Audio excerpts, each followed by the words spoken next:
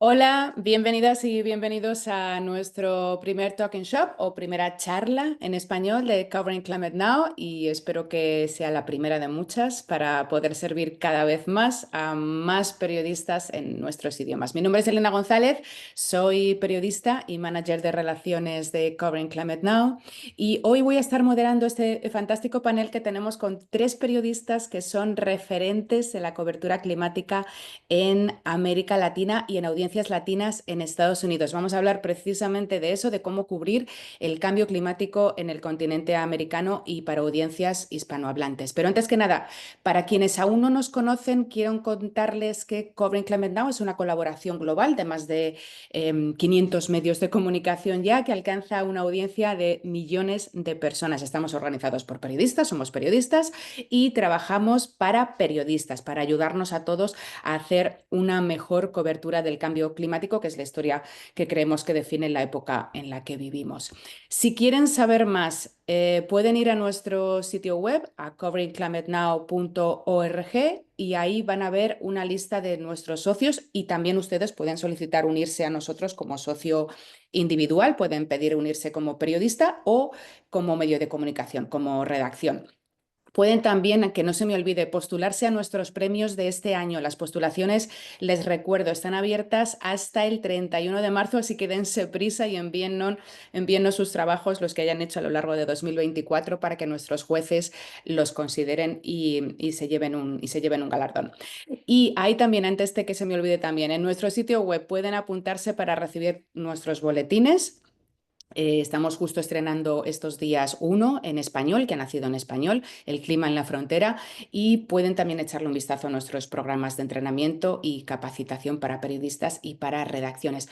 Todo es gratis, así que por favor anímense, que tenemos muchos recursos para ustedes. Vamos ya con nuestra charla de hoy sobre cómo cubrir el cambio climático en América Latina. América Latina es responsable de menos del 10% de las emisiones globales de gases de efecto invernadero, pero sus 660 millones de habitantes enfrentan de manera desproporcionada los impactos del cambio climático. Las comunidades indígenas, como sabemos, y las personas que viven en condiciones precarias en ciudades en toda la región están entre las más vulnerables. Y estos efectos no se limitan solo a América Latina, sino que también están impactando en comunidades latinas en Estados Unidos, que a menudo enfrentan riesgos climáticos que son muy similares también, ¿no? No olvidemos que hay 65 millones de latinos en Estados Unidos. Eso es lo que vamos a explorar hoy en esta charla, los desafíos, las oportunidades para fortalecer la cobertura periodística sobre el cambio climático en la región y en los medios que informan a audiencias hispanohablantes en Estados Unidos. Lo que vamos a hacer hoy es que en la primera media hora voy a proponerles temas de conversación a nuestros panelistas, ahora voy con ellos, y en la segunda parte vamos a invitarles a ustedes, al público de periodistas, a que participen. Pueden hacerlo, pueden enviar sus preguntas abajo en el botón de Q&A que tienen en su pantalla de Zoom.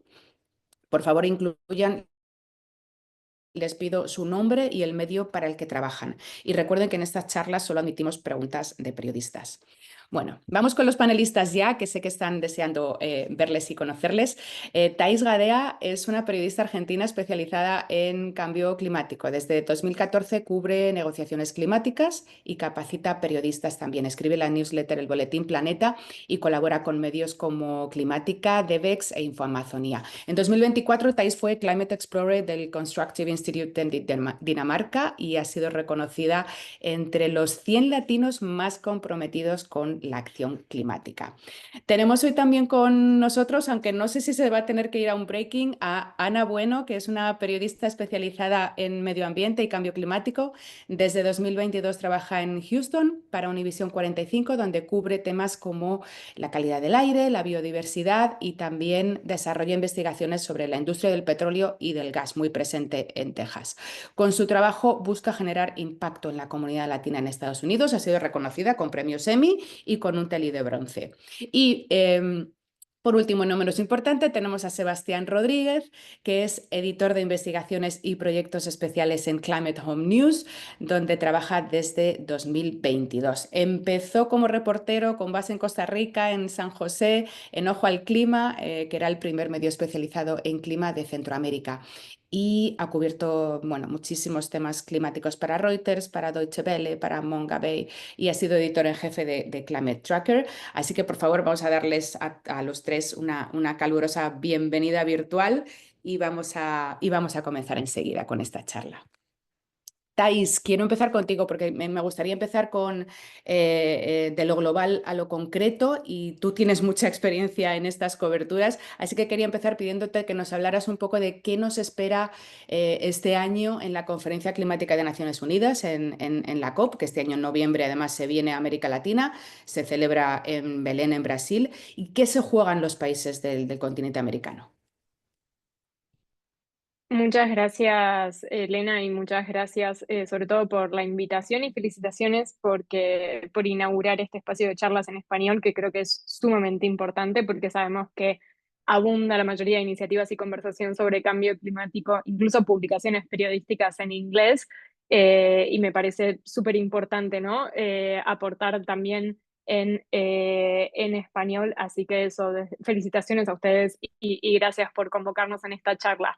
A ver, pudiéramos hacer una saga de Harry Potter para hablar de todos los desafíos que va a tener la próxima COP30, pero un poco para sintetizar, creo que hay dos cuestiones importantes, sobre todo desde la mirada periodística, ¿no? Que podemos tener desde América Latina.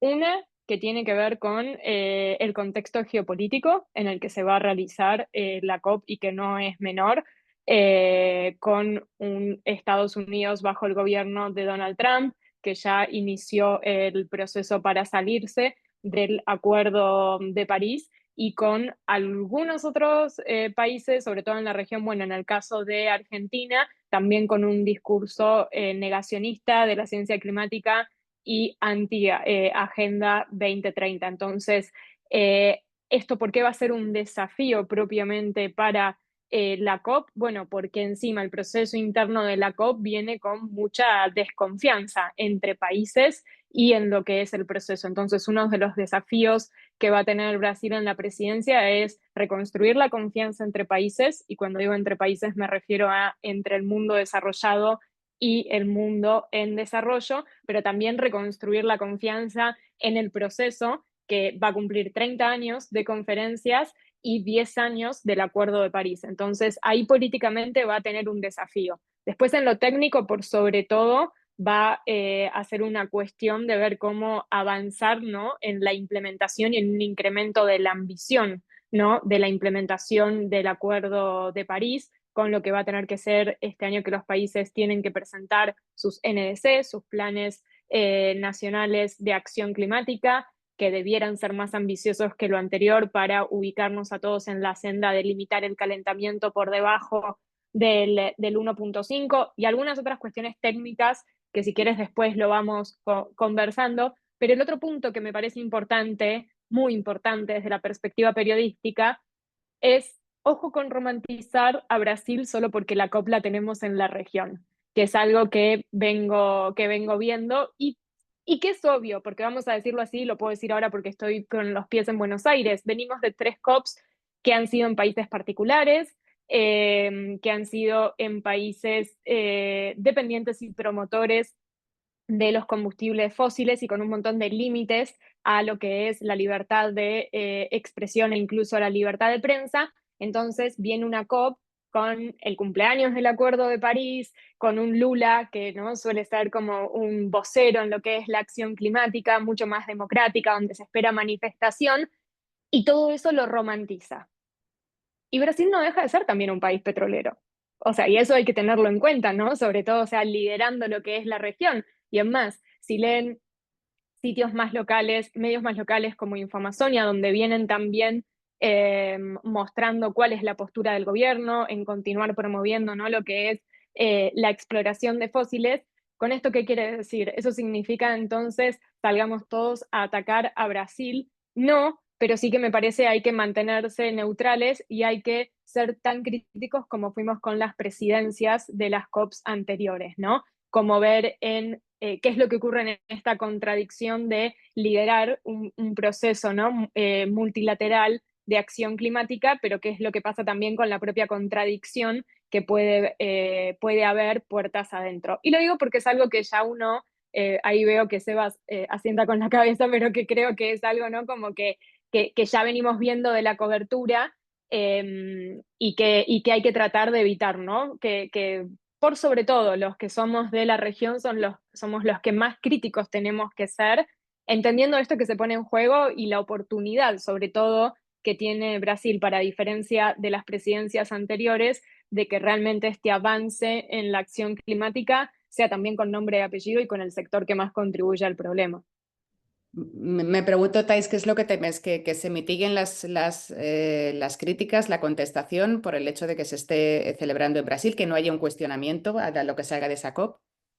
Sí, como que siento que hay, como venimos de presidencias tan polémicas, bueno, ahora al menos tenemos a alguien de que viene hablando bien de la acción climática.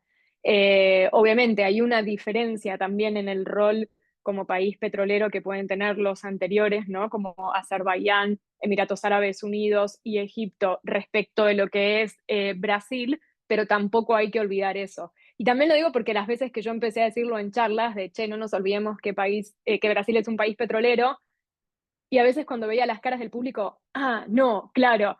Y yo decía, wow, es como que nos estamos olvidando totalmente, ¿no? De ese dato y que aún hay polémicas internas sobre ciertos proyectos de exploración y explotación que se quieren hacer. Entonces lo digo sobre todo por eso, ¿no? En esto cuando yo me refería a la romantización, tiene que ver un poco sobre todo por cómo Lula ha construido, ¿no? Su imagen internacional. Y lo mismo nos ha pasado el año pasado con Petro en Colombia, en donde también construyen una imagen internacional puertas afuera y después cuando uno va adentro, bueno, la realidad es otra, el contexto es otro y no hay tampoco, ¿no? Como ahí gobierno ni líder perfecto. Entonces, por eso creo que también está bueno ahí para poder tener una postura crítica con datos, ¿no? Y con fundamentos del mismo modo que venimos teniendo las anteriores, en donde también en las anteriores era muy fácil hacer una cobertura crítica y sí, porque el presidente de la COP hace 2 años era un CEO petrolero, entonces era como que ahí la crítica caía sola, ¿no? De manera natural. Ok, entendido, Thais. Sí, sí, vamos a estar muy pendiente de cómo se hace esa cobertura. Y siguiendo el hilo por el petróleo y los combustibles fósiles, quería preguntarle a Sebastián qué se está haciendo en la región ahora mismo, cómo estamos ahora mismo en esos procesos de reducción de combustibles fósiles en países como Ecuador, Colombia. ¿Son casos de éxito? ¿Qué está pasando, Sebastián, ahí? No, muchas gracias y me sumo a lo que decía Thais en felicitarles por crear estos espacios. Estoy de acuerdo en que son sumamente necesarios. Y bueno, me sumo también en recalcar el punto que mencionaba sobre no soltar, sí, no soltar esa historia. No, creo que hay cierto, tal vez como optimismo.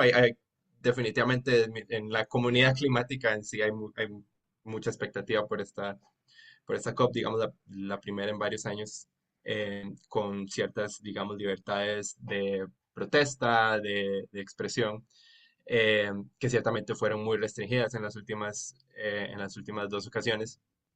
Entonces uno puede, claro, uno puede tal vez embriagarse de felicidad ahí un poco, pero eh, también importante tener claro pues los actores importantes en Brasil, bueno, Petrobras siendo uno de los más importantes en la región y bueno, en el mundo, es la empresa más grande de América Latina. Y darle seguimiento a los proyectos insignia de esta empresa. El más, probablemente de los más sonados en los últimos meses ha sido las licencias de exploración en la boca, digamos, del río Amazonas. em, en, em, en una, digamos, en una cuenca que ya ha sido explorada y que ya ha sido desarrollada por países vecinos, particularmente Guyana, donde ExxonMobil, pues, sabemos que tiene una presencia importante. Em, Entonces, pues nada, está, digamos, ese riesgo de bombas de carbono, digamos, como gestándose en el continente que tal vez no es conocido o no se, uno inmediatamente no necesariamente piensa, ah, claro, bombas de carbono en América Latina. El caso de Argentina, Thais podrá hablar muchísimo más, por ejemplo, de Vaca Muerta con el gas en Argentina. Em, y yo sí quería destacar también los esfuerzos o tal vez las experiencias más que casos de éxito, tal vez la experiencia de países como Colombia o Ecuador, que han tomado tal vez un paso hacia el famoso phase out o digamos la transición fuera de la infraestructura de combustibles fósiles. En el caso, por ejemplo, de Ecuador, sometió a referéndum las licencias en el Parque Yasuní, en la Amazonía, que en efecto fue votado en contra pues se votó, digamos, por dejar atrás esos proyectos de extracción. Hoy, ya a unos años de esa decisión, pues no vemos demasiado progreso y más bien vemos una voluntad política más bien a continuar con la exploración, incluso si la soberanía popular eh, pues no lo quiere o más bien eh, busca revertir esa decisión. Lo mismo en Colombia. Vemos un esfuerzo por parte del gobierno por limitar las licencias petroleras y un pushback, digamos, un empuje fuerte de parte de la industria. Eh, Tal vez dos takeaways de eso que me parecen importantes es entender que a nivel de audiencias definitivamente hay un apetito. Pues en Ecuador, por ejemplo, hubo un voto, fue un voto popular y se votó a favor de la acción climática. No es impopular necesariamente a nivel de audiencias, pero existe un pushback, digamos, una resistencia fuerte de parte de sobre todo industrias y en buena parte gobiernos. eh, Más o menos sosteniendo, digamos, ese empuje. Entonces, tal vez desde nosotros como periodistas creo que es importante entender y explorar esa dinámica de quiénes son esas fuerzas, digamos, eh, empujando de vuelta. Totalmente. Sebastián, por irnos al otro lado, el desarrollo de tecnologías de energía renovable y el desarrollo de los minerales de transición en busca de soluciones, ¿no? ¿Cómo están esas? Me hablabas de batallas geopolíticas en la región, de cómo está el litio en México y en el Cono Sur, las tierras raras, el grafito. ¿Qué está pasando ahí? Cuéntanos un poco. Bueno, si la COP requiere una saga de Harry Potter, yo creo que hablar de geopolítica en este momento requiere, no sé, eh, una enciclopedia. Y creo que clarísimo ahorita el rol de Estados Unidos. Lo vemos tal vez no lo vemos en la región necesariamente, pero lo vemos en Ucrania con digamos, el apetito por minerales de transición o minerales críticos, como se le llama en algunos lados. Creo que es importante tener claro cuáles son esos proyectos estratégicos y también cuáles son algunos de esos, digamos, campos de batalla. Y vuelvo un poco al cono sur con el Triángulo de Litio.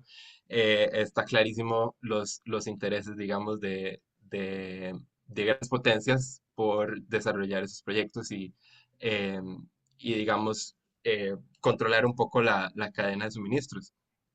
eh, lo importante de tener claro cuando se habla de minerales de transición es el dominio tan fuerte que tiene China sobre la producción y el procesamiento de estos minerales. Eh, un 90%, por ejemplo, en el procesamiento de minerales de tierras raras a nivel mundial. Y se ve muy particular, no necesariamente solo en la minería, sino especialmente en eso, en el procesamiento de esos minerales digamos, la fabricación ya de componentes para ensamblar los componentes de tecnologías limpias. digamos, esas materias primas se ven mucho con el litio en el Cono Sur, las tierras raras, los depósitos de tierras raras en Brasil, en México también el litio, el grafito, el cobre en Chile. Todos, digamos, todos estos proyectos, lo que hemos visto nosotros, al menos a través de nuestros reportes, es justo esa tensión entre la dominancia que tienen ya las empresas chinas que ya están desarrollando en su mayoría digamos, la minería de estas reservas y un poco la competencia de empresas o europeas o americanas que buscan desarrollar o nuevas formas de extracción, formas tal vez más eficientes o más, digámosle, amigables con el ambiente. No sé qué tan posible es eso, pero digamos la apuesta por la innovación frente al dominio de China. Entonces, esa historia, digamos, creo que muchos la podemos ver muy claramente y creo que muchos podemos ver ejemplos en nuestros mismos países y comunidades, pero tratar de asociarlo con digamos, el big picture geopolítico es también importante y entender que tal vez eso, en la dinámica de un solo proyecto, puede haber en batalla en uno de nuestros países, eso, un choque de potencias que a veces no necesariamente lo estamos viendo como tal. Sí, esto es en el panorama global y creo que también luego os preguntaré por alguna historia que crean que habría que seguir en este sentido, como lo que ha mencionado Sebastián, ir siguiendo esas batallas, ¿no? Pero de las soluciones globales quería irme a las locales y ahora nos vamos a las comunidades latinas en Estados Unidos con Ana, que ha estado cubriendo bien extensamente estas comunidades. ¿De qué tipo de soluciones se habla en este nivel, Ana? Quería preguntarte, ¿y qué papel juegan las comunidades latinas en estas soluciones locales? Hola Elena, y bueno, también me voy a sumar obviamente a lo que comentó Thais y también Sebastián, que creo que estos espacios son sumamente importantes cuando es español, porque no podemos hablar de una justicia climática ni ambiental si no comenzamos por el idioma y asegurarnos que esas comunidades que se están viendo más afectadas que otras y que son más vulnerables ante la contaminación y todos los efectos del cambio climático, pues muchas veces no tienen el acceso a la información para poder involucrarse, poderle pedir a pues las personas, por ejemplo, que están en la política, pues que queremos estas leyes, ¿no? Vistas en el papel. Entonces, creo que estos espacios son muy importantes para darle difusión y sobre todo encontrar material disponible en español. Y hablando de esto, creo que la comunidad latina en los Estados Unidos está haciendo muchas cosas muy importantes por sus propias comunidades que si bien quizás no ven algunos, sí traen todo ese conocimiento de sus países y es increíble cómo pueden compartirlo aquí con comunidades afro, con las comunidades también americanas, muchos a raíz de estas problemáticas que vienen teniendo, como puede ser la contaminación de su agua, como la contaminación de aire, efectos en su salud, es lo que les ha hecho cuestionarse, bueno, qué es lo que está pasando en estos momentos o qué es lo que no se está haciendo y se convierten en estos líderes dentro de su comunidad donde le dan visibilidad a todos estos problemas y también se suman a las soluciones. Te puedo decir que, por ejemplo, tenemos a Green Latinos, que ha dado muchísimas entrevistas también en muchos medios, cuando hablamos sobre todo en un momento tan crítico que es la administración actual, donde hemos visto la semana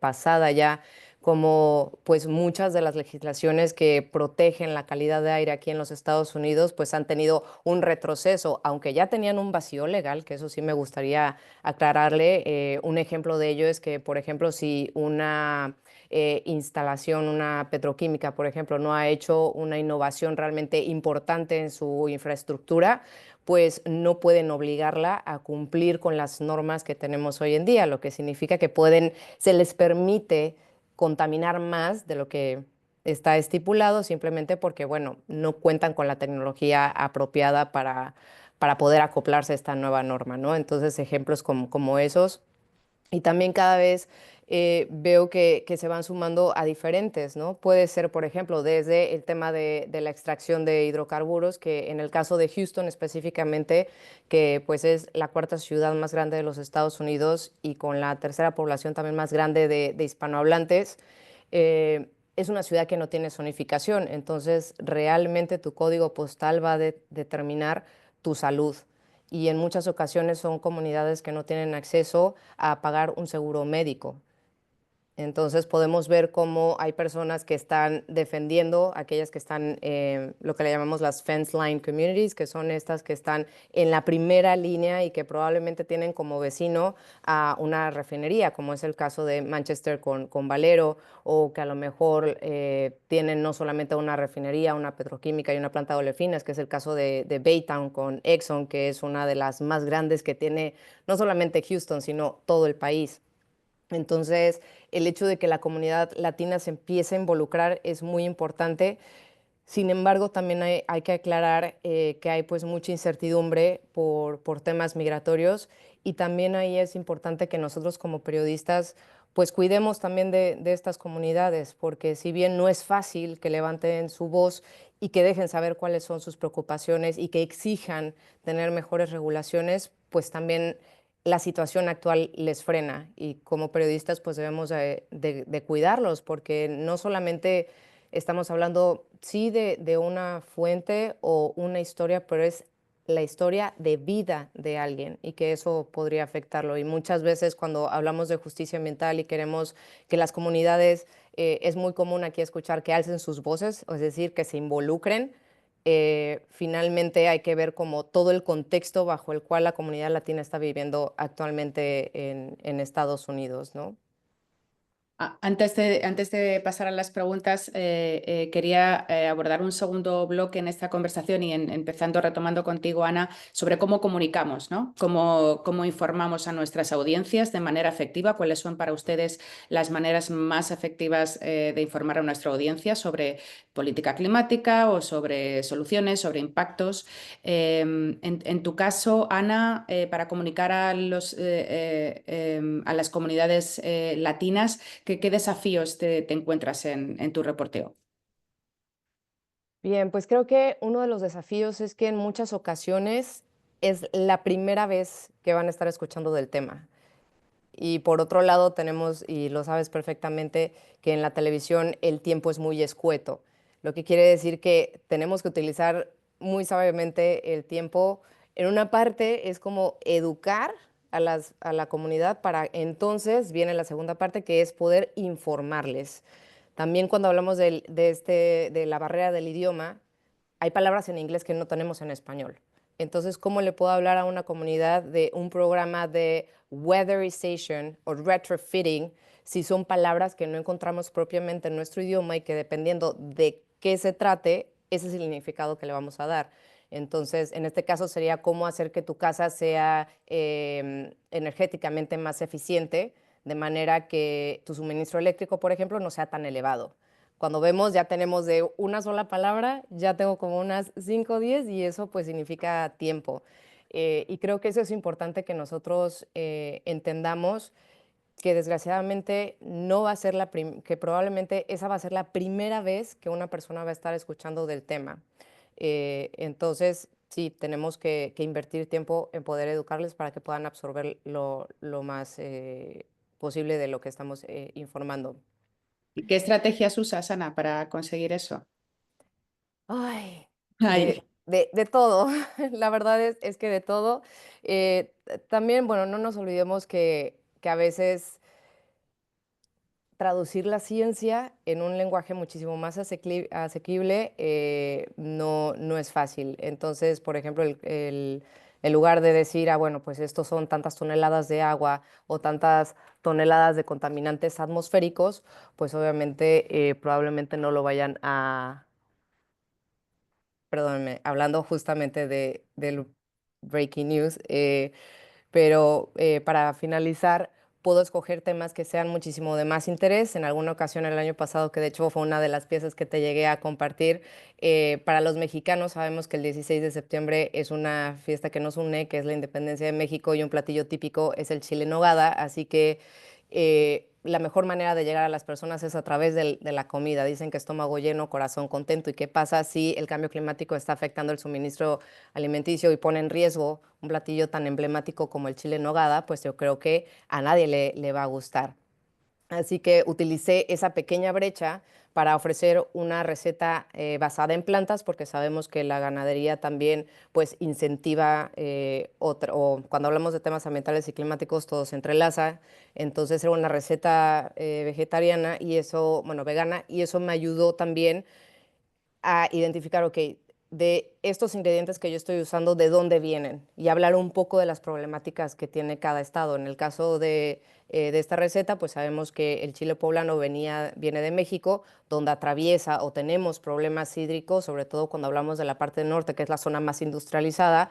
Y posteriormente, por ejemplo, garbanzos y almendras aquí en Estados Unidos se da en California, donde también tienen problemas hídricos. Si hablamos, por ejemplo, de los champiñones, vemos como en Pensilvania, que en ese momento me enteré que es la capital del champiñón, están invirtiendo muchísimo en estudios científicos, y justo esa vez que estaba yo investigando para esta pieza, estaban invirtiendo dinero para saber si la calidad de aire mermaba en la calidad de los champiñones, pero también venía este problema de justicia ambiental, donde las zonas donde hacían compost para obtener cierto tipo de setas o estas variantes, pues también estaba mermando la salud de los residentes, porque decían, oigan, es que está habiendo como un lixiviado y vemos que nuestra agua está siendo contaminada.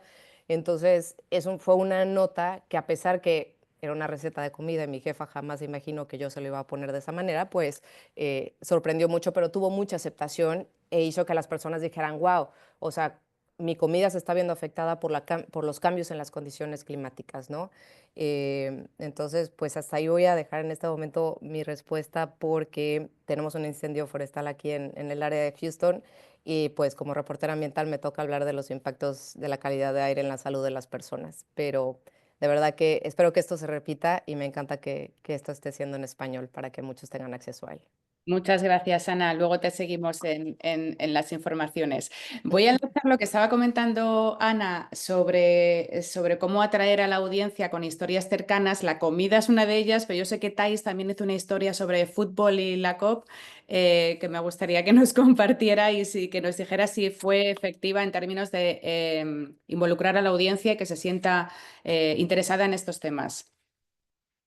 Sí, bueno, fue en 2022, que fue el Mundial de Fútbol en el que felizmente salimos campeones nosotros, aclaración, no, por las dudas, lo seguimos celebrando. Pero el tema fue que la COP en ese momento, la COP que había sido en Egipto, finalizó cuando empezaba el Mundial. Y ayer venía la historia que todos siempre hacemos, que es la más importante. En realidad hay como dos historias obvias que uno hace con una conferencia climática. Antes, cuáles son los temas que se van a tratar, y después, cuáles son los resultados. Entonces, había finalizado la COP, venía lo más importante, que era el análisis, y empezaba el Mundial de Fútbol.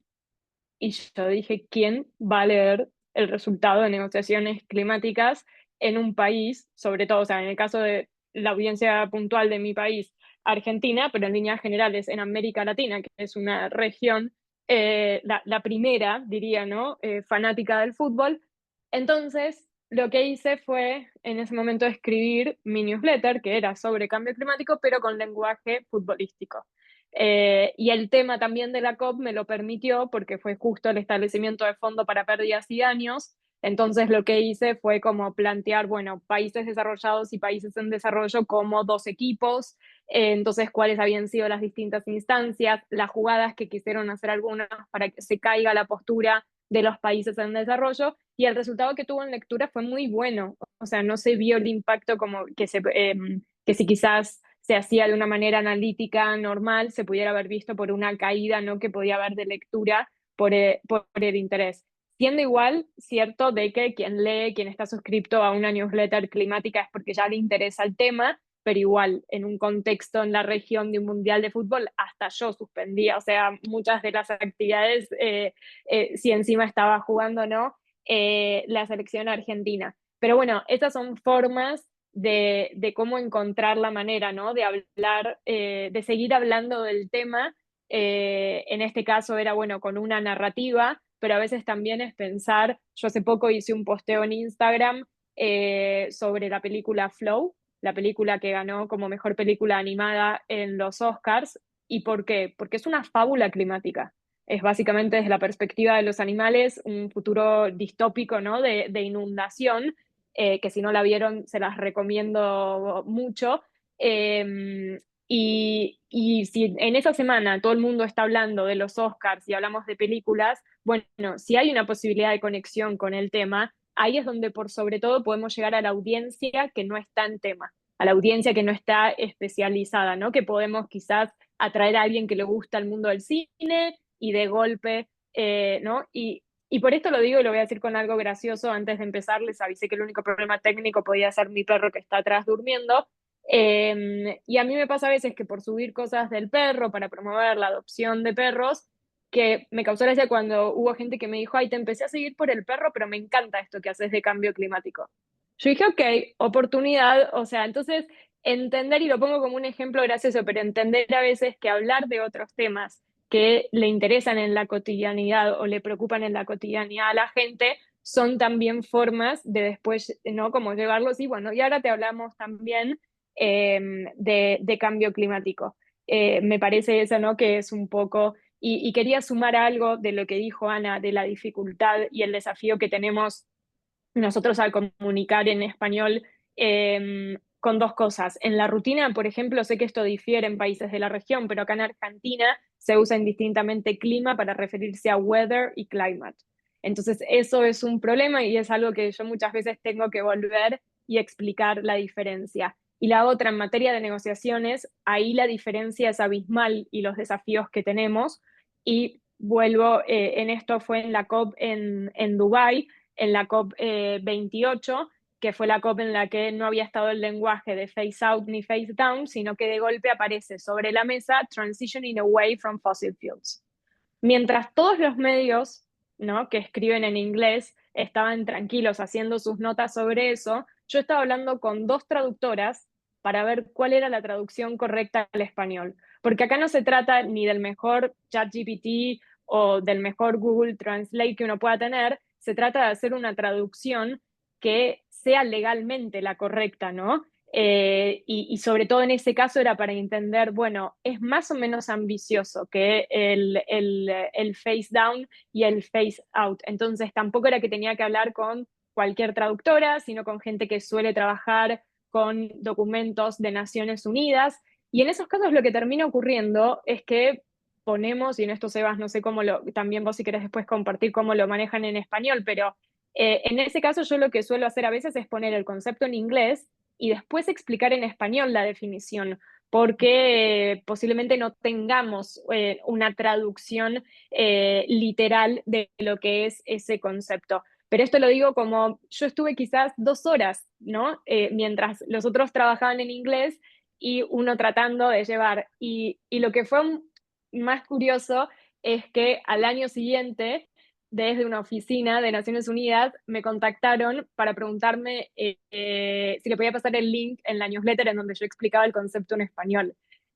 Y yo dije, wow, porque en realidad nosotros debiéramos recibir, ¿no? Como la definición desde la convención o desde la propia presidencia en otros idiomas para poder comunicar. Entonces, eso definitivamente es una barrera, pero bueno, después pasa a ser un trabajo colaborativo y nos empezamos a entre todos un poco, ¿no? A pasar las definiciones.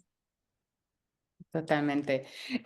Hay un tema que enlaza en cómo comunicamos y ahora le voy a pedir a Sebastián estrategias para comunicar historias climáticas. Bueno, en Covering Climate Now siempre que estamos muy pesados con esto.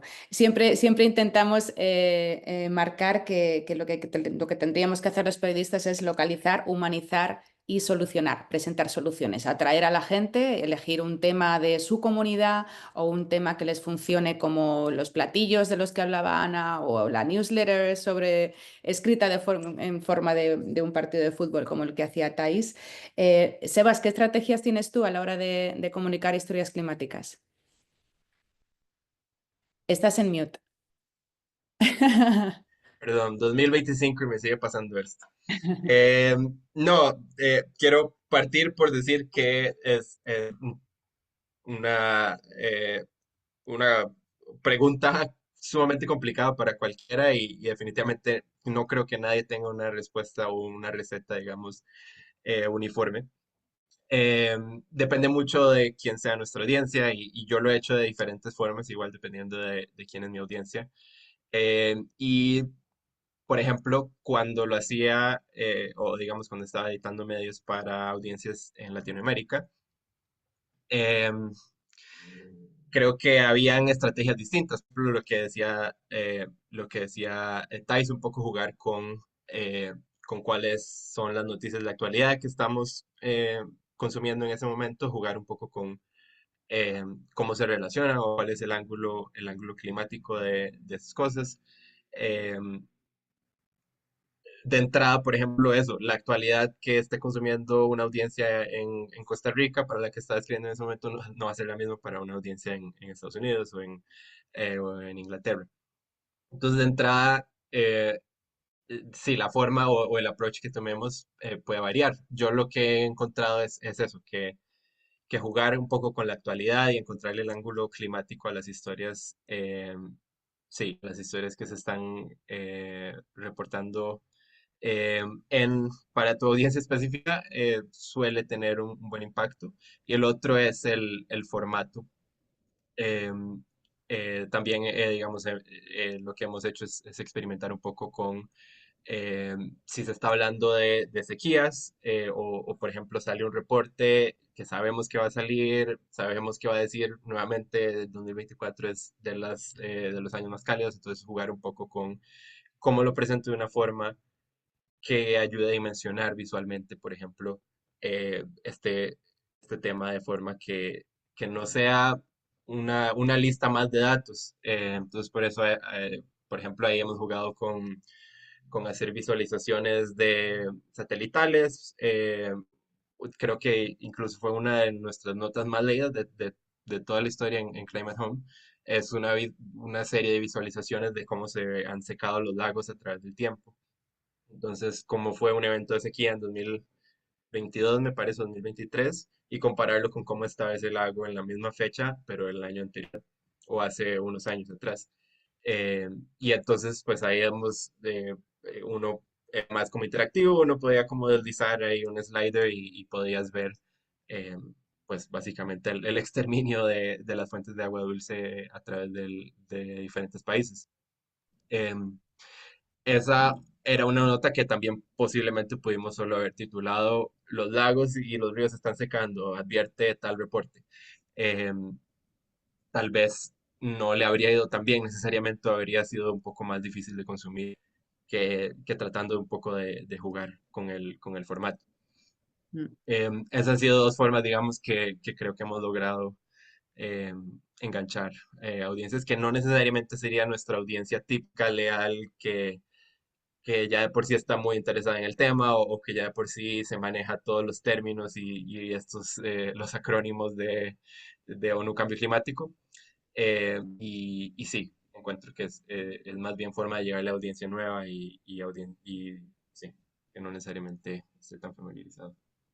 Otra cosa de la que hablamos siempre los periodistas y que me gustaría tratar con ustedes antes de pasar a algunas de las preguntas que nos están llegando es, aunque en América Latina las encuestas dicen que no se nota tanto la desinformación, no sé cómo están viendo ustedes el panorama. Thais levanta las cejas diciendo, uy, sí, sí. Las encuestas dicen una cosa y me interesa mucho que me cuenten cómo lo ven ustedes. ¿Estamos viendo más desinformación ahora? ¿En realidad los que hacen ruido en las redes no son tan numerosos? ¿Simplemente hacen mucho ruido? Puede empezar quien quiera, Thais o Sebastián. Dale, dale, Thais. Eh, bueno, creo que evidentemente, o sea, como que dos cosas que van de la mano, el problema de cuando la desinformación y sobre todo en este caso el negacionismo climático parte de personas en puestos de toma de decisión, sean candidatos políticos, sean luego presidentes, ahí entonces es como mucho mayor y directo el impacto que eso puede tener. y eso sumado encima en los últimos 2 años a plataformas digitales que en lugar de servir, ¿no? A los datos, servir a la información, ha ido cambiando las reglas en pos de la desinformación, en pos del no chequeo de información, en pos de esto de en nombre de la libertad que cualquiera pueda publicar cualquier cosa. Y para que se den una idea, yo en su momento compartí con los cambios que hizo Elon Musk en Twitter, ahora X, eh, un científico que decide no pagar para tener, ¿no? El check, digamos, celeste, un científico que comparte información científica probada, evidenciada, va a tener menos alcance que una persona que comparte información negando la ciencia del cambio climático, pero que pague en X para tener, ¿no? La validez, la tilde celeste. Entonces ahí, y yo en ese momento había compartido como el ejemplo, y se nota cómo entonces la plataforma está avalando, ¿no? De que se promueva más la desinformación. A mí durante las elecciones en Argentina hace 2 años fue la primera vez, solo cuando dije, después de los resultados, ganó el candidato que niega la ciencia del cambio climático. Solo dije eso, o sea, no hice ningún tipo de observación subjetiva, nada. Fue la primera vez que tuve que cerrar comentarios. Y desde entonces tengo como que ser eso, muy cuidadosa, porque encima lo que ocurre es que si uno denuncia, siempre las respuestas que he obtenido tanto en Instagram como en X es que lo que yo denuncié no estaba, o sea, no estaba incumpliendo ningún tipo, ¿no? De sus normas.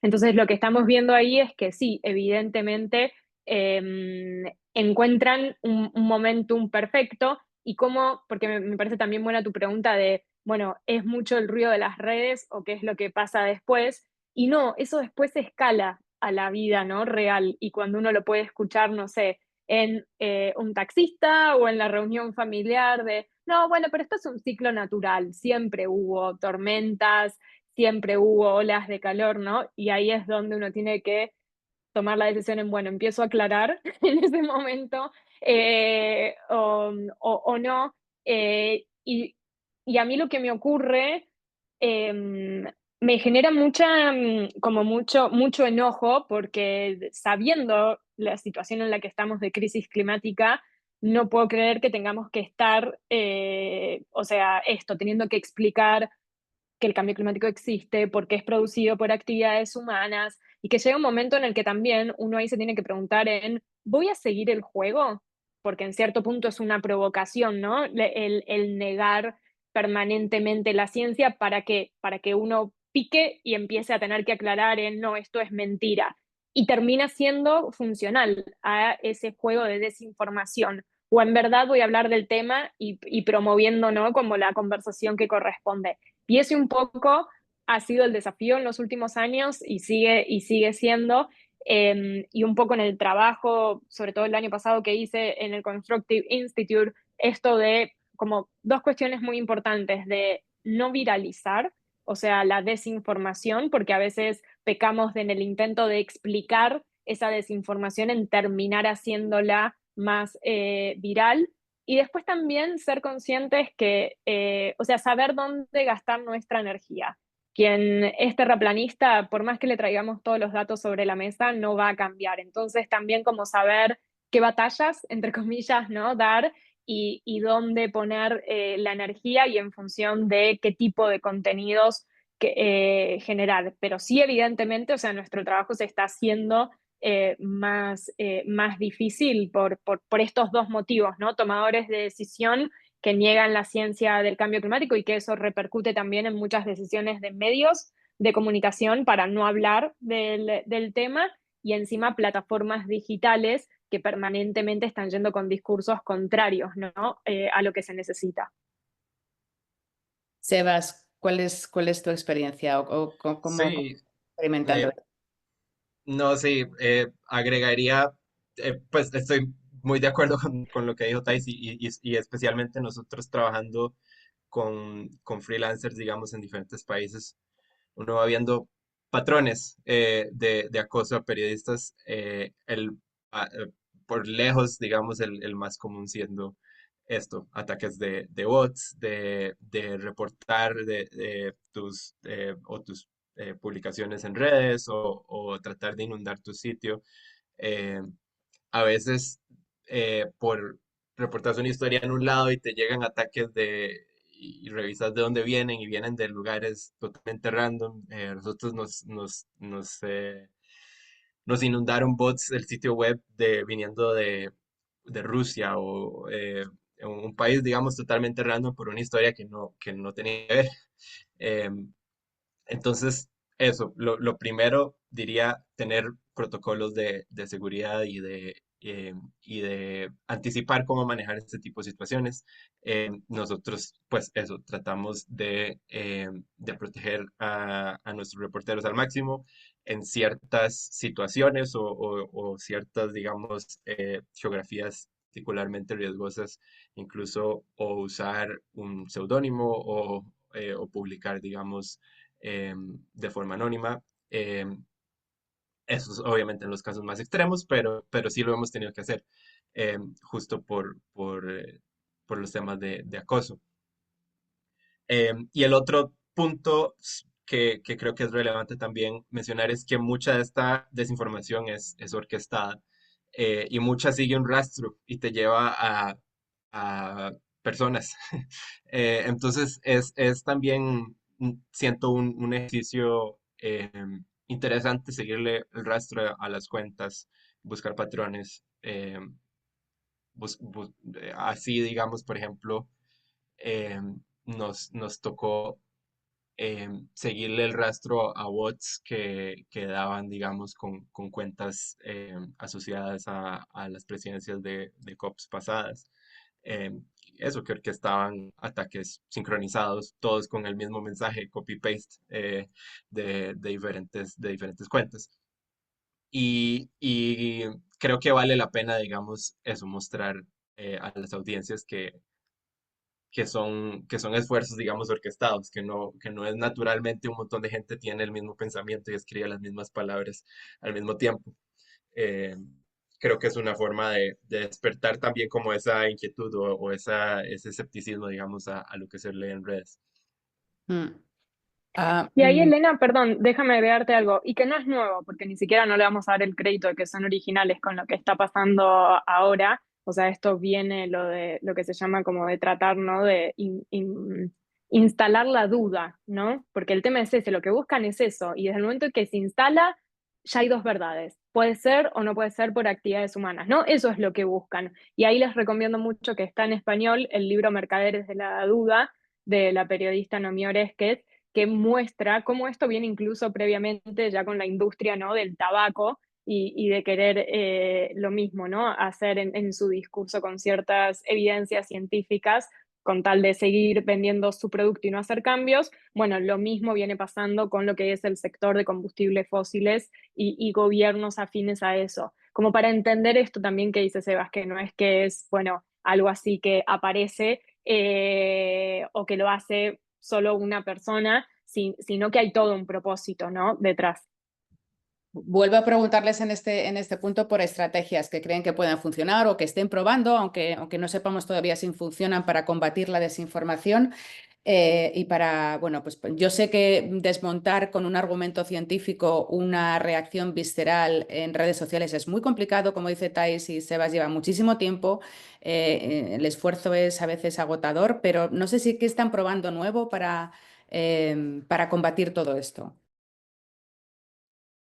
A ver, yo diría algunas cuestiones que empecé a hacer sobre todo, que cada vez que me refiero a cambio climático, sobre todo si estoy en medios que uno sabe que tienen, ¿no? Bastante llegada, es siempre recordar cambio climático, digo, o antropogénico, o recordar producto de actividades humanas, que es una mínima cosa que se puede hacer, pero que en este contexto de desinformación es necesario. Después, sobre todo mi comunicación durante las elecciones y desde entonces, es vincular la acción climática con esos otros temas que son de interés en la agenda, porque están interconectados en un país como Argentina y como la mayoría de los países de la región con lo económico.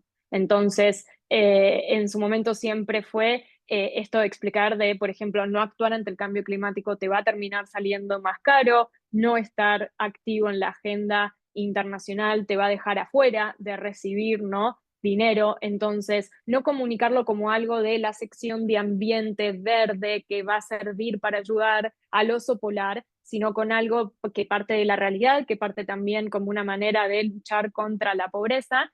Y después siempre que querramos como explicar algo, tener en cuenta esto del de no difundir, ¿no?, la desinformación. Hace 2 semanas hubo precipitaciones intensificadas por el cambio climático al sur de la provincia de Buenos Aires, en Bahía Blanca, con inundaciones dramáticas. Y la ministra de Seguridad dijo que no hubo alerta temprana, que la alerta roja se había dado tarde. Y yo me la pasé todo el fin, esto fue el viernes, me pasé todo el fin de semana viendo, onda, cuándo fueron avisos y demás. Y después mi artículo fue que en verdad lo que dijo la ministra era mentira, y más aún, hablando, o sea, reconstruyendo todo entre el Servicio Meteorológico Nacional y lo que te contaba el propio testimonio de la gente, que el servicio de alerta temprana salvó vidas y que es un servicio que ahora está siendo desmantelado por el gobierno. Entonces, ahí hay que ser inteligentes. Mi nota no salió al toque, salió a los 5 días, pero después de hacer esa reconstrucción, ¿no? Y de mostrar evidencia y de explicar por qué sirve el sistema de alerta temprana. Entonces me parece que el problema que tienen las redes sociales es que todo tiene que ser instantáneo y que hay que discutir y aclarar al mismo tiempo. Seamos más inteligentes, como que siento que eso, con las herramientas que tenemos encima en el periodismo y basándonos siempre en datos, y la gente lo valora. Y eso es lo que, o sea, pareciera que no, pero la cantidad de comentarios que yo recibí al respecto, agradeciendo por visibilizar eso, ahí es donde uno dice, bueno, no es que a la gente no le importa, digo, la gente lo valora cuando ve algo diferencial. Sí, yo me daría ese último punto y me recuerda o iba a mencionar un consejo que aplico para todas mis redes y todas mis comunicaciones por correo, por Twitter, por donde sea, que es que me la dio un abogado revisándome una nota que era particularmente sensible, perdón, sencilla para nada, eh, y nos decía que nuestro mayor escudo realmente es qué tan rigurosos fuimos al decir lo que sea que dijimos, cada palabra, cada punto que pusimos tiene sustento o no. Em, y creo que eso aplica para eso. Lo trato de aplicar para las redes, trato de aplicar para... Asumo que todos los correos que escribo pueden salir a la luz.